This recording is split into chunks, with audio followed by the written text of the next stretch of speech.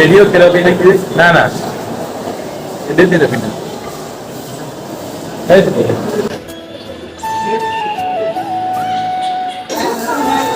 আসসালামু আলাইকুম গাইস, আমি আজকে আসছি হচ্ছে বগুড়া জিয়া মেডিকেলে।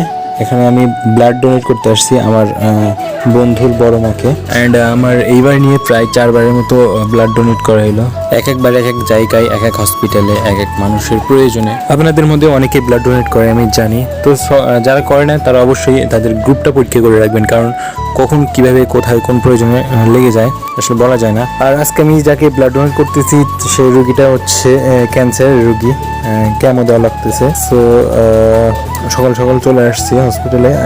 সকালবেলা তেমন চাপও থাকে না, আর বিকালবেলা বেড়াতে আসলে প্রচুর চাপ থাকে। সো সেই জন্য সকালবেলা চলে আসছি।